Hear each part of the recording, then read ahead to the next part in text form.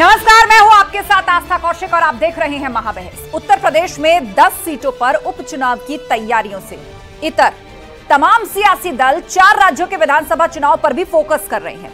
Akhilesh Yadav party के विस्तार की तैयारी में है, तो मायावती भी संगठन को इस चुनाव में पार्टी के लिए संजीवनी तलाशने का काम दे चुकी हैं। उधर राष्ट्रीय लोकदल भी यूपी से बाहर निकलकर हरियाणा और जम्मू कश्मीर में दाव आजमाने की तैयारी में है। साफ है कि यूपी के क्षेत्रीय दल अपना फैलाव करने की तैयारी में जुटे हैं। उधर आज पीएम मोदी ने सदस्यता लेकर बीजेपी के राष्ट्रीय सदस्यता अभियान की शुरुआत की है। इस बार बीजेपी ने 51 दिनों के अंदर 10 करोड़ नए सदस्यों का लक्ष्य रखा है। इस पूरे माहौल के बीच सवाल यह कि लोकसभा चुनाव के नतीजों से उत्साहित अखिलेश यादव का पीडीए दांव दूसरे राज्यों में कितना कारगर साबित होगा। क्या मायावती बीएसपी के लिए इन चुनाव में संजीवनी हासिल कर पाएंगी और राष्ट्रीय लोकदल की कोशिशों का क्या नतीजा निकलेगा? आज इसी मुद्दे पर होगी महाबहस, लेकिन पहले ये रिपोर्ट।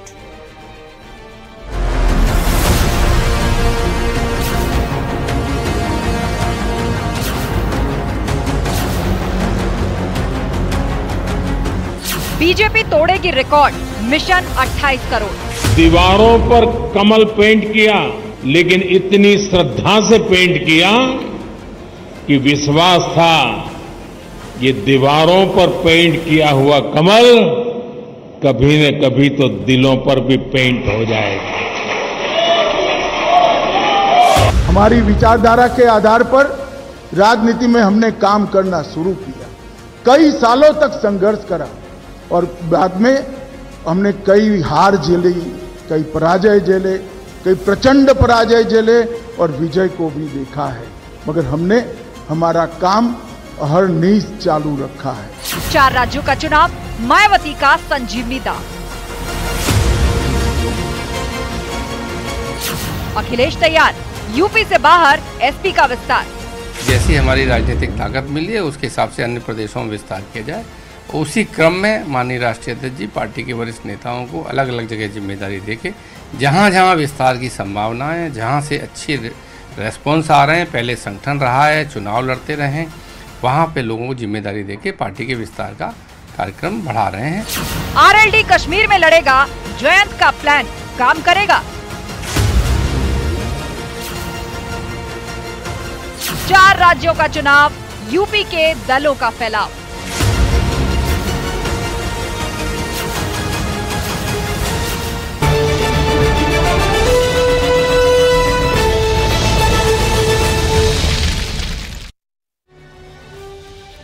और अब वक्त है महाबहस के आज के सवालों का, जिन पर फोकस रहेगी ये डिबेट। तो सवाल नंबर 1, 4 राज्यों का चुनाव, मायावती का संजीवनी दांव। बात चाहे लोकसभा चुनाव की हो या पूर्व में उत्तर प्रदेश के अंदर हुए उपचुनावों की, जो बसपा ने मुंह की खाई है, क्या इस बार उपचुनाव में बसपा का संजीवनी दांव चलेगा? अखिलेश तैयार, यूपी से बाहर एसपी का विस्तार। समाजवादी पार्टी अब उत्तर प्रदेश से बाहर जाकर जम्मू कश्मीर और कई राज्यों में अपने संगठन को खड़ा कर रही है और वहां पर भी चुनाव लड़ने की तैयारी कर रही है। आरएलडी कश्मीर में लड़ेगा, जयंत का प्लान काम करेगा। तो अगली खबर यह कि सपा तो जम्मू कश्मीर में चुनाव लड़ने को तैयार है ही, अब आरएलडी के लिए भी खबर है कि वो कश्मीर में चुनाव लड़ेगी और जयंत का प्लान काम करेगा। और क्या समीकरण बैठेगा? चर्चा के लिए हमारे साथ गेस्ट पैनल जुड़ चुका है। हमारे साथ संजय चौधरी जी हैं, बीजेपी प्रवक्ता, अनुराग भदौरिया जी हैं, सपा प्रवक्ता, सुधा मिश्रा जी कांग्रेस के प्रवक्ता, अनिल दुबे जी हमारे बीच में है, आरएलडी के प्रवक्ता, और डॉक्टर परमवीर सिंह राजनीतिक विश्लेषक हमारे बीच में हैं। तो शुरुआत करते हैं चर्चा की। और सबसे पहले संजय चौधरी जी, आप ही से सवाल कि 4 राज्यों में विधानसभा चुनाव होने जा रहा है, हाल ही में लोकसभा चुनाव खत्म हुआ है, विपक्ष की तैयारी, लाइन लेंथ बिल्कुल क्लियर है, वो उसी पीडीए दांव के साथ आगे बढ़ रही है। सिर्फ आगे नहीं बढ़ रही उसी पीडीए के साथ जिस पर उसको जीत मिली लोकसभा चुनाव में, बल्कि अपने विस्तार को भी तैयार है। समाजवादी पार्टी जम्मू कश्मीर समेत कई राज्यों में चुनाव लड़ेगी, आरएलडी को भी लेके ये खबर है, और बसपा भी अपने संगठन को और मजबूत कर रही है। देखिए, जो राजनीतिक दल जिस राजनीतिक पृष्ठभूमि और राज्य में काम करता है, उसकी नीतियां और उसका विस्तार उस राज्य में ही तो होना संभव है। लेकिन पुराने अभी के 1 साल के अगर हम रिकॉर्ड को पलटेंगे तो हमने देखा है कि समाजवादी पार्टी विधानसभा का चुनाव मध्य प्रदेश में लड़ी थी, सारी जगह उसकी जमानत जब्त हुई थी, ऐसा हमने देखा है। बहुजन समाज पार्टी को हमने पंजाब के लोकसभा चुनाव में देखा है, अकाली दल के साथ उनका समझौता था और अकाली दल और बसपा पंजाब में मिलकर लड़ी थी। बसपा का वहां क्या हाल हुआ हम सबको पता है। और उत्तरांचल के चुनाव में भी समाजवादी पार्टी ने और बसपा ने हाथ आजमाया था, वो भी हमने देखा है। पश्चिम बंगाल का एक राजनीतिक दल तृणमूल कांग्रेस उत्तर प्रदेश के इस लोकसभा चुनाव में लड़ा था, उसकी भी स्थिति देखी थी। मुझे लगता है कि जिस राज्य में उसकी स्थिति होती है वही काम करती है, और वो जातिगत आधार पर अगर लगता है कि वो विस्तार कर पाएगी तो ऐसा पुराना रिकॉर्ड बताता है कि ये बहुत अधिक संभव नहीं हो सकता। ठीक है, अनुराग भदौरिया जी, एक्सपेंशन के प्लान्स हैं, जीत से उत्साहित भी हैं, लेकिन बीजेपी कह रही है कि काट की हांडी बार बार नहीं चढ़ती। और आप जिस पीडीए समीकरण को लेकर चल रहे हैं, जिस जातिगत समीकरण को लेकर चल रहे हैं, इतिहास उठाकर देखें तो वो एक्सपेरिमेंट पूर्व में सक्सेसफुल नहीं हुए बाकी राज्यों में। देखिए, भारतीय जनता पार्टी के साथ दिक्कत ये हो गई, वो अपनी हार मानने को तैयार नहीं है। पूरे देश भर में वो सत्ता में आए नहीं, 240 सीटें हैं बैसाखी के सहारे। उत्तर प्रदेश में हम 43 सीटों पे जीते, हम वो 33 सीटें जीते, लेकिन फिर भी मानने को तैयार नहीं है। अरे भाई, पीडीए के फॉर्मूले पे हम चल रहे हैं, बिल्कुल सच है, लेकिन उसके साथ साथ समाजवादी पार्टी विकास की राजनीति भी करती है, आपकी तरह नफरत की राजनीति नहीं करती है। हमने उत्तर प्रदेश में काम किया है और ये पूरे देश की जनता जानती है कि मेट्रो चलाने वाली समाजवादी पार्टी है। पूरी देश की जनता जानती है कि जो रिवर फ्रंट बनाया वो समाजवादियों ने बनाया, बच्चों के हाथ में लैपटॉप समाजवादियों ने दिया, स्टेडियम जहाँ पे मैचेस हो रहा है, आईपीएल होते हैं, वो समाजवादियों की देन है। जानते हैं समाजवादी लोग, एक्सप्रेस वे बनाने वाले लोग हैं, ये लोग हैं जो बच्चों की एजुकेशन पे ध्यान देते हैं, ये वो लोग हैं जो मेडिकल कॉलेजेस बनवाते हैं, ये वो लोग हैं जो यूनिवर्सिटीज़ बनाते हैं, ये वो लोग हैं जो महिला वृद्धा पेंशन देते हैं और कैंसर जैसा हॉस्पिटल भी उत्तर प्रदेश के अंदर लखनऊ में बनाते हैं। समाजवादी लोग सिर्फ और सिर्फ बातें नहीं करते जैसे भारतीय जनता पार्टी करती है। तो मध्य प्रदेश में भी समाजवादी की पहले विधायक हुआ करते थे, महाराष्ट्र में भी हैं, हम उत्तराखंड में भी रहे हैं हमेशा से, पश्चिम बंगाल में भी हमारी पार्टी है, देश में हर जगह हमारी पार्टी है। तो आप ये कहोगे कि उत्तर प्रदेश में पहले आपकी सीटें तो हमारी 5 थी ना पिछले लोकसभा में, आज हम कितने पे हैं? 43 पे हैं। आप कितने पे? 33 पे हैं। तो आप तो कम हो रहे हो। आप ये क्यों भूलते जा रहे हो कि आपकी संख्या कम होती जा रही है? क्योंकि आप जनता के मुद्दों पे नहीं हो, आप जनता के मुद्दों पे बात नहीं करना चाहते हो। हम देश के राष्ट्र की बात करते हैं, क्योंकि राष्ट्र की बात, और इसलिए आपकी पार्टी अब राष्ट्रीय स्तर पर विस्तार का मन बना चुकी है। मैं जोड़ना चाहूंगी सुधा मिश्रा जी को, प्रवक्ता कांग्रेस के हमारे बीच में। सुधा मिश्रा जी, अब आपके सहयोगी दल अगर अलग अलग राज्यों में चुनाव लड़ेंगे तो भाई सीट का बंटवारा भी होगा, सीटें देनी भी पड़ेंगी, और स्थिति क्या उतनी ही सिंपल रह जाएगी? आस्था जी, इसके लिए बधाई दीजिए संविधान का कि हम साथ में हैं इंडिया गठबंधन, और हम पूरे देश में जिस तरह से चारों खाने चित हुई है बैसाखी वाली सरकार, उसको और चारों खाने चित करने वाले हैं। तो ये तो बधाई की पात्र है संविधान और जनता कि जो अधिकार देती है हमें इस संविधान में किसी भी राज्य में कहीं भी चुनाव लड़ने का। तो इसके लिए तो आपको बधाई देना चाहिए कि पूरा गठबंधन इस तरह से तैयार हो रहा है कि जो बुलडोजर बाबा और बुलडोजर मामा कह के बुलडोजर की संस्कृति को चलाने वाले लोग थे, जो विकास को खत्म करके इस देश में विध्वंसक बातों को लाने वाले लोग थे, उनकी पीड़ा को सुप्रीम कोर्ट ने संज्ञान लिया और कहा कि जो ये हो रहा है वो गलत है। क्योंकि विकास जो सोचेगा उसके बारे में कोई निगेटिव बातें नहीं होंगी, लेकिन जिसको सिर्फ बातें करके, एक आपने सुना होगा कहानियों में कि एक संख होती है जो सिर्फ कहती है अहम बदामी न लदामी। ये जो भाजपा की सरकार है ना, सिर्फ बदामी वाली है, जो सिर्फ बोलती है। अगर इनसे 10 काम पूछ लीजिए, 5 काम पूछ लीजिए, कोई काम नहीं होगा। इनको सिर्फ भाजपा, इनको कांग्रेस, हमारे गठबंधन की बात करनी होगी, हमने क्या नहीं किया, क्योंकि हमने इतना कुछ किया हुआ है कि उनके पास गिनाने की इतनी चुनौतियां हैं, ये दे नहीं पाते हैं। तो पीडीए के साथ, अपने गठबंधन के साथ, अपने लोगों के साथ, अपने पूरे गठबंधन के साथ हम इस देश की राजनीति को वो हवा दे रहे हैं जिसमें युवा हो, दलित हो, पिछड़ा हो, वर्ग हो, जो विकास की बात करेगा और भारत की बात करेगा, वो साथ चलेगा। चलिए, और इस बीच बीजेपी ने सदस्यता अभियान शुरू किया है। पहले सदस्य प्रधानमंत्री मोदी, उन्होंने भी अपनी सदस्यता को रिन्यू करवाया, और 10 करोड़ सदस्य जोड़ने का लक्ष्य बीजेपी ने रखा है। और उसके पीछे रणनीति भी यही है कि जो 5 राज्यों में चुनाव आने जा रहे हैं उनमें ज्यादा से ज्यादा सदस्य बनाकर उसको वोटर में तब्दील किया जा सके। अनिल दुबे जी हमारे साथ हैं, आरएलडी के प्रवक्ता। अनिल दुबे जी, बसपा 5 राज्यों में चुनाव लड़ने जा रही है, समाजवादी पार्टी उत्तर प्रदेश से बाहर विस्तार कर रही है, आरएलडी भी जम्मू कश्मीर में चुनाव लड़ेगी। अब भला आपके पास क्या समीकरण है? यूपी से बाहर जाकर क्या करिश्मा कर पाएंगे आप? देखिए आस्था जी, पूरे देश में ऐसा कोई प्रदेश नहीं है जहां राष्ट्रीय लोकदल का संगठन ना हो, और राष्ट्रीय लोकदल पहले से ही चौधरी साहब के समय से ही हमारा संगठन रहा है। अब जम्मू कश्मीर की आप बात कर रही हैं, तो जम्मू कश्मीर में 20 विधानसभा क्षेत्रों से लोग हमसे टिकट मांग रहे हैं। हरियाणा में किसानों के लिए हमारे नेता माननीय जयंत चौधरी जी ने संघर्ष किया, राष्ट्रीय लोकदल ने संघर्ष किया, और वहाँ के किसान 50% किसान वहाँ का वोटर है। तो राष्ट्रीय लोकदल किसानों के लिए काम करता है।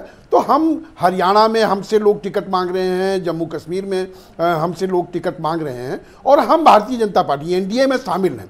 तो हम एनडीए के घटक दल हैं और अपने बड़े जिसके साथ हम सहयोगी के रूप में काम कर रहे हैं, तो हम अपेक्षा करेंगे कि वो हमारी स्थितियों के अनुसार हमें सम्मान दें।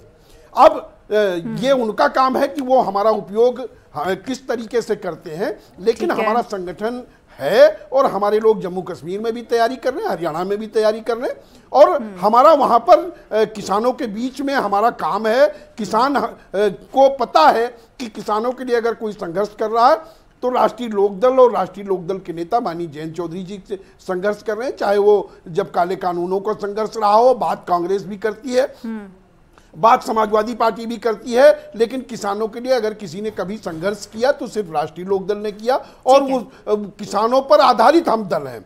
तो हमें उम्मीद है कि हम जिस गठबंधन में हैं, हम गठबंधन से बाहर रह करके तैयारी नहीं कर रहे हैं। हम चाहते हैं कि गठबंधन में रहते हुए ससम्मान हमारा उपयोग किया जाए। मतलब कुल मिलाकर आपने इशारों में कह दिया है कि आपको भी सीटें चाहिए, आपको भी सीटें चाहिए। आस्था जी, अनुराग जी बोलिए। जवाब है आस्था जी, 10 सेकेंड बोलिए। देखिए अभी आरएलडी के प्रवक्ता कह रहे थे हमने किसानों के साथ किया। अरे भैया, किसानों के लिए जो काला कानून बनाया जिन्होंने किसानों के रास्ते में कील कांटी बिछाए, जिनकी वजह से किसानों की मौतें हुई, और उन किसानों को कपड़ों से भी पहचाना जा रहा था, क्या क्या उनके बारे में नहीं बोला। और एक तो इनकी अभी जो जिनके और उसी दल के साथ जाके मिल गए, और उन्हीं की सांसद कह रही थी, एक कंगना रनावत जी कह रही थी वहां पे तो लाशें लटक रही थी, महिलाओं के साथ रेप हो रहा था। आप उस पार्टी के साथ जा बैठे जिस पार्टी ने किसानों का अपमान किया, तो आप कहां किसानों के साथ बताइए जरा मुझे, आप बोलिए। दरअसल भदौरिया जी के साथ बात यह है कि इनकी मतिभ्रम हो जाती है। मध्य प्रदेश की बात कर रहे थे भदौरिया जी, आप ही आंदोलन चला रहे थे और कांग्रेस ने आपके आंदोलन के 16 किसानों की हत्या कर दी थी। याद आया आपको? याद नहीं आया होगा, क्यों? क्योंकि आपका दिमाग एकदम भूल जाता है। आपको याद है कितने किसानों की मौतें हुई थी? याद है आपको याद है कितने किसानों की मौतें हुई थी? 1 साल तक किसान धरने पे बैठे थे, बारिश में, तेज तूफान में, तेज कड़ाके की सर्दी में, तपती हुई धूप में किसान बैठा रहा, और आप कहते थे काला कानून पास नहीं करेंगे, काला कानून वापस नहीं करेंगे, काला कानून वापस नहीं करेंगे। बाद में काला कानून आपको वापस लेना पड़ा, और आपकी सांसद सदस्य क्या कह रही हैं कि वहां लाशें लटक रही थी। किनकी लाशें लटक रही थी भैया? महिलाओं का रेप हो रहा था। ये शब्दों का इस्तेमाल आपके सांसद जी करेंगे, और आप पार्टी से भी नहीं निकालेंगे, और आप उसका बचाव भी करेंगे। अब पार्टी से निकालने की बात है तो फिर तो लिस्ट बहुत लंबी हो जाएगी अनुराग जी, फिर तो लिस्ट बहुत लंबी हो जाएगी। वोट बैंक को खुश करने के लिए सेंटिमेंट्स को हर्ट करके एक तरफी गाली देने वाले लोग हर पार्टी के अंदर मिल जाएंगे आपको, लेकिन हमारा विषय वो नहीं है। ठीक है, मैं आप दोनों को रोकना चाहूंगी। डॉक्टर परमवीर सिंह हमारे बीच में है, लेकिन उससे पहले अनिल दुबे जी बात रखना चाह रहे हैं। बोलिए अनिल जी। आपका विषय डाइवर्ट हो जाएगा, शांत हो जाइए अनिल दुबे जी, बोलिए। शांत होइए अनुराग जी, बोलिए अनिल जी। क्यों शांत हो जाइए? किसान बोल चुके ना, आप दूसरों को बोलने दीजिए। अनिल जी बोलिए, आपके साथी बैठे वैसे अनुराग जी बोलिए। कर रहे हैं आप किसानों के मुद्दे, आप बोल चुके हो तो सुन लीजिए। आप किसानों की शांत रहिए अनुराग जी, आप विषय फाइनल नहीं करेंगे ना। बात रखने का समय दिया गया आपको, जो बोलना था आपने बोला, उसका जवाब भी मिला आपको। अब सारी डिबेट को आप डिरेल मत करिए। अनिल जी बोलिए। आज आरएलडी सत्ता के साथ है। नहीं, हम सत्ता के साथ हैं। आप देखिए किसानों के लिए कितनी योजनाएं आ रही हैं। हमारे आने के बाद किसानों तक कितनी योजनाएं आ रही हैं।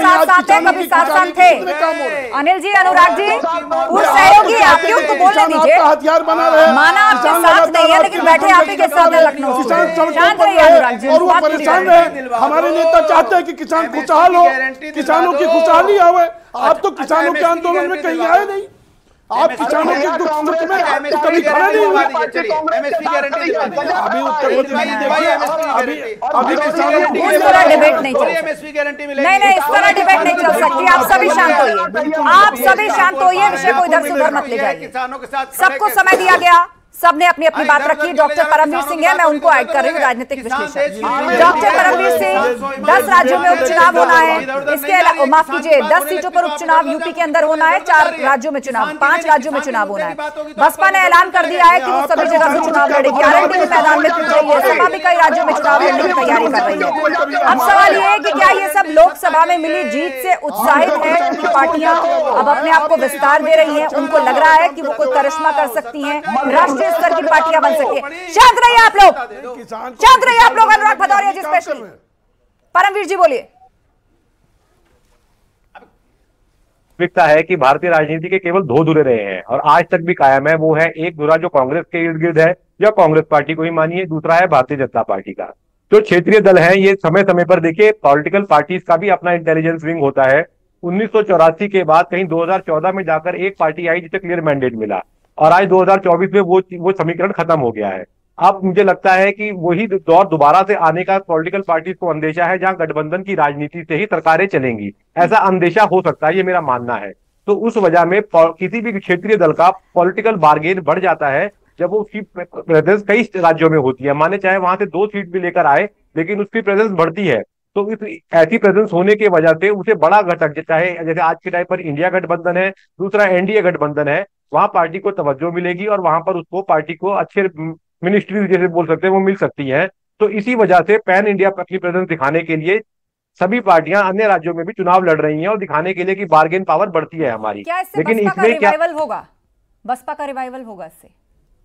देखिए मायावती जी का रिवाइवल होना इस समय बहुत जरूरी है। कारण क्या है कि राजनीतिक धुरी जो है वो बिगड़ रही है, उसकी चाल और बैलेंस बिगड़ जाता है कि अगर बसपा गेम से बाहर है। अगर आज हम यूपी के जो समीकरण देख रहे हैं, अगर उसमें बसपा स्ट्रांगली होती तो आज यूपी की कंडीशन या पिक्चर कुछ और होती। और ऐसे टाइम पर जब इनके चंद्रशेखर आजाद जी की पार्टी भी चुनाव में आ रही है तो मायावती जी पूरा दम लगाकर अपना चुनाव में आएंगी वापस दोबारा पे, और रिवाइवल होना बहुत जरूरी है उनका। और जरूरी हो भी सकता है कि रिवाइवल, देखिए चुनाव है, कुछ भी हो सकता है, कोई विश्वास नहीं कर सकता था कि समाजवादी पार्टी अच्छा सा प्रदर्शन करेगी, लेकिन इतनी सीटें ले आएगी इसका अंदाजा किसी को नहीं था। तो ऐसे पॉलिटिक्स में कुछ भी पूर्व अनुमान लगाना पूरा तरीके सटीक नहीं होता है कभी। अनुराग जी जवाब दे दो। बोलिए।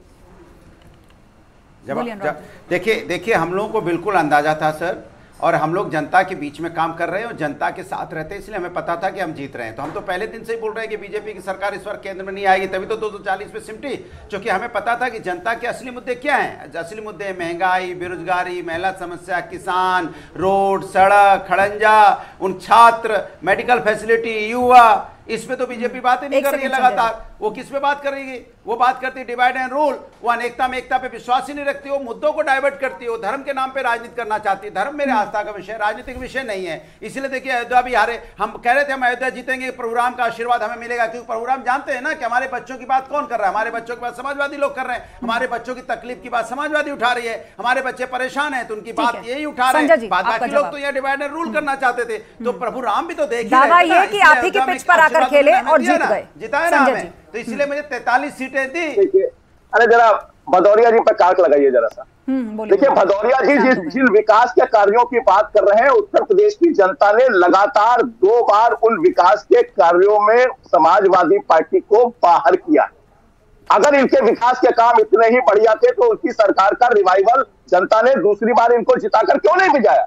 और दूसरी बार फिर भारतीय जनता पार्टी को 2 बार लगाकर उत्तर प्रदेश के राजनीतिक इतिहास को बदलते हुए भारतीय जनता पार्टी को 2 बार जीत दी है। ये बताती है अगर विकास के पैमाने इनके ठीक थे तो जनता ने 2 बार इसे क्यों किया? क्यों आपको ये चिंता नहीं थी कि भूखे पेट को खाना मिलना चाहिए? क्यों आपको इस बात की चिंता नहीं थी कि हर गांव तक बिजली पहुंचनी चाहिए थी? क्यों आपको इस बात की चिंता नहीं थी कि उत्तर प्रदेश में सिंचाई फ्री होनी चाहिए? यही है इसीलिए ज्यादा है समाजवादियों की।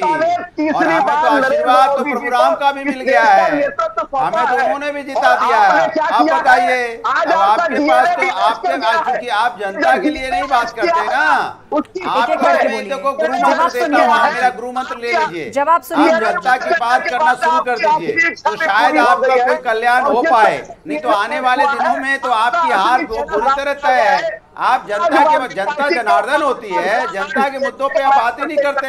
आप इतनी देर से डिबेट कर रहे हैं, हमने महंगाई बेरोजगारी की बात की, आपने तो एक बार भी नहीं बोला। हमने तो महिला समस्या पे बोला, उस पर भी आप नहीं बोले। हम तो छात्रों के ऊपर बोलते हैं, उस पर भी आप नहीं बोलते। हम तो मेडिकल फैसिलिटी की बात करते हैं, हॉस्पिटल की बात करते हैं, आप उस पर भी नहीं बोलते।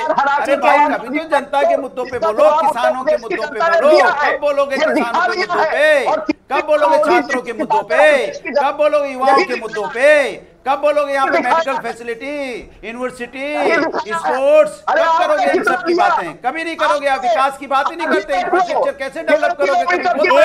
एक्सप्रेसवे हम बनाते हैं, मेट्रो हमने बनाई, आपने आप बनाई तो आपसी वाद विवाद में विषय को मत फंसाइए। ठीक है, शांत हो जाइए। चुनावी मंचों पर आप लोग गिनवाएंगे किसने क्या बनाया, किसने क्या नहीं बनाया, ये सब जनता तय करेगी। ठीक है अनुराग जी, संजय जी, आप दोनों का समय फिलहाल पूरा, दोनों शांत होइए। सुधा मिश्रा जी, मेरा वही सवाल, अब 5 राज्यों में चुनाव होगा, जो आपके साथ अलायंस में थे वो भी लड़ रहे हैं, जो अलायंस में हैं वो भी लड़ रहे हैं। अब सीट शेयरिंग को लेकर आप लोगों को बहुत मंथन करना होगा। समाजवादी पार्टी उम्मीद करेगी अब आपसे बाकी के राज्यों में, क्योंकि यूपी में जो आप लोगों को बढ़त मिली है उसकी वजह समाजवादी पार्टी ही है। आस्था जी, इसकी चिंता हम लोग कर लेंगे। हमारे आदरणीय भैया बदरिया बैठे हुए, हम लोग चिंता कर लेंगे। इसकी चिंता जनता भी कर लेगी, हम भी कर लेंगे। लेकिन जिनको जनता ने चुन के भेजा था वो इतने चिंतित दिखते हैं, उनके आप चेहरे देख लीजिए। लड़ने बैठ जाएंगे, बताने बैठ जाएंगे और अपनी हारी हुई सीटों पे दावा ठोकने बैठ जाते हैं कि नहीं। तो आप समझ सकते हैं कि जिस देश में राजनीतिक दल के रूप में जिस पार्टी को ये भी ऐड करना पड़े कि वो सदस्यता अभियान चला रहा है। प्रधानमंत्री ने सदस्यता ली, कल योगी जी लेंगे, कल ये लेंगे, कल फलाना लेंगे। 28 करोड़ का लक्ष्य है। जिस देश में इस पे ऐड चलने लगे राजनीतिक रूप से, प्रधानमंत्री मुख्यमंत्री से लेके जनता के बीच में सदस्यता चला, अरे भाई राजनीतिक पार्टियां हैं, लोग सदस्य बनते हैं, लोग बनाते हैं, इसको इस तरह से दिखाने की जरूरत क्या है? तो ये दिखाता है इनकी हार, जनता के बीच में इनकी पैठ खत्म हो रही है। जनता नहीं होती है इनको, क्योंकि लोकसभा के चुनाव में जनता ने मतदान से स्पष्ट कर दिया। ये बैसाखी की सरकार में तो है, और यूपी में आप सोचिए उपचुनाव एक साथ क्यों नहीं कराए गए? ये इतना बड़ा प्रश्न है आस्था जी कि सारे उपचुनाव एक साथ क्यों नहीं हुए? डर इतना ज्यादा था कि इन लोगों ने समय लिया। और जो ये आपके सामने दिख रहा है ना कि बीजेपी के रिकॉर्ड, अरे काहे का रिकॉर्ड? सदस्यता बनाना कौन सा रिकॉर्ड हो गया दुनिया में? हम कब से लोकतंत्र में है, सदस्यता बनवाना रिकॉर्ड है, इसको चला भी रहे हैं। आज पीएम ने लिया, कल योगी जी ने लिया, ये आपका दिखाता है कि इनके अंदर की डर है, घबराहट है, इनकी जनता के प्रति उदासीनता है कि जनता को इस माध्यम से दिखाना चाहते हैं और रिकॉर्ड तोड़ रहे हैं। अरे आपने विकास न करने का, ठीक है सुधा जी, अब उनका जवाब सुन लीजिए। आपने 2-3 आरोप लगाए हैं, अब उनका जवाब सुन लीजिए। आपने ये भी आरोप लगाया कि उपचुनाव जानबूझकर नहीं रखे गए राज्यों के चुनाव के साथ। संजय जी, ठीक है सुधा जी, एक बार जवाब सुन लेते हैं क्लैरिटी से। बोले संजय जी। नहीं आने वाले हैं लोकतंत्र में जनता के बीच में जाना, सदस्य बनाना, अपनी पार्टी के अंदर लोकतंत्र को जिंदा रखना आवश्यक है। और भारतीय जनता पार्टी इसीलिए लोकतंत्र को जीवित रखने के लिए सदस्यता का अभियान चला रही है और सार्वजनिक रूप से कांग्रेस आज उसका विरोध कर रही है। कांग्रेस का विरोध करना है कि लोकतंत्र को विश्वास नहीं है। और आज का महत्वपूर्ण दिन, जिस दिन अपराध और किरदार का डीएनए मैच करता है, वो बताता है। लास्ट 1.5 मिनट है मेरे पास। 10 साल से घूमने के बाद, ठीक है, लास्ट 1.5 मिनट है। अनिल दुबे जी को मैं लाना चाहूंगी चर्चा में। अनिल दुबे जी, यूपी से बाहर आरएलडी क्या सिर्फ बीजेपी के भरोसे है, अपने सहयोगी दलों के भरोसे है कि मिलकर लड़ेंगे, कितनी सीट मिलेगी उसकी उम्मीद करते हैं, लेकिन बीजेपी मैसिव सदस्यता अभियान चला रही है। 28 करोड़ सदस्य बनाने का लक्ष्य है, तो ऐसे में आपकी क्या रणनीति रहने वाली है? कैसे मजबूत करिएगा आप इंडिपेंडेंटली अपने आप को? वो तो सभी पार्टियों का अपना वो है। हम भी पार्टी बना रहे हैं, हमारी पार्टी का संगठन है और हमारी पार्टी अपनी तैयारी कर रही है। चूंकि हम एनडीए गठबंधन में है और भारतीय जनता पार्टी उसका एनडीए गठबंधन का बड़ा दल है, तो हमारी अपेक्षा है कि वो हमें जो हमारे हिसाब से जो हमारा प्रभाव है उस हिसाब से वो हमारा इस्तेमाल करेंगे। ये हमारी बात है, चूंकि हम उस गठबंधन में हैं और हम गठबंधन से बाहर जाने की नहीं सोच रहे हैं। हम गठबंधन के साथ रहना चाहते हैं और हमें उम्मीद है कि जो है गठबंधन के तहत हम लोग लड़ने का काम करेंगे। बाकी पार्टी हमका संगठन हमारा है, हमारा संगठन मजबूत है, बहुत से प्रदेशों में हमारा संगठन है। तो ये है। और हमारे एक मित्र भदौरिया जी अभी कह रहे थे हमारे लिए किसानों की बात कर रहे थे। अरे भाई आप अपने गिरेबान में देखिए, आप संविधान की और आरक्षण की बात करते हो, ये वही संविधान कि उसी संविधान की बात कर रहे हो जिस संविधान को 1975 में आपके और हमारे नेता जेलों में पड़े रहे, स्वर्गीय चौधरी चरण सिंह जेलों में पड़े रहे। ये वही संविधान है जो सन 75 में इमरजेंसी लगाई गई थी। ये वही आरक्षण की बात आप करते हो जब मंडल कमीशन को कांग्रेस ने नहीं लागू होने दिया। ये वही संविधान और आरक्षण की बात कर रहे हो। आप किस संविधान की बात कर रहे हो? आप किस आरक्षण की बात कर रहे हो? आज उसी कांग्रेस के साथ आप खड़े हो, आज आप उसी कांग्रेस के साथ खड़े हो। ठीक है, लास्ट 30 सेकंड है मेरे पास, आप दोनों की बात आ गई। जाते जाते परमवीर सिंह जी, आपका कमेंट कि क्या आने वाले 5 राज्यों के चुनावों में भी संविधान खतरे में है, ये उतनी ही मजबूती से चलेगा? देखिए आस्था जी, संविधान कभी खतरे में नहीं था। अभी दिल्ली में कॉन्क्लेव चल रहा था, 2 दिवसीय कॉन्क्लेव था, बड़े बड़े महानुभाव देश के उसमें बोल कर गए हैं। और जो कानून से जुड़े हुए लोग हैं, फ्रेटर्निटी से जुड़े हुए लोग हैं, उन्होंने भी बताया था। ये एक नैरेटिव चलाया गया था जो नैरेटिव कहीं कहीं पर कामयाब हुआ। जैसे ये नैरेटिव बिहार में कहीं कामयाब नहीं हो पाया था, दिल्ली देश की राजधानी है, वहां पर नहीं कामयाब हुआ था। तो और हर चुनाव में अलग नीति के साथ आना पड़ेगा। ठीक है, तो कुल मिलाकर आने वाले 5 राज्यों के चुनाव के लिए सभी पार्टियों ने कमर कस ली है, अपनी रणनीति को धार देना शुरू कर दिया। आप सभी पैनलिस्ट का शुक्रिया। समय खत्म हो गया है, मुझे शो यहीं वाइंड अप करना है। तो उत्तर प्रदेश में 10 सीटों पर उपचुनाव की तैयारियों से इतर तमाम सियासी दल 4 राज्यों के विधानसभा चुनाव पर भी फोकस कर रहे हैं। अखिलेश यादव पार्टी के विस्तार की तैयारी में है, तो मायावती भी संगठन को इस चुनाव में पार्टी के लिए संजीवनी तलाशने में जुट गई। महाबहस में इतना ही, खबरें जारी हैं, आप बने रहिए हमारे साथ।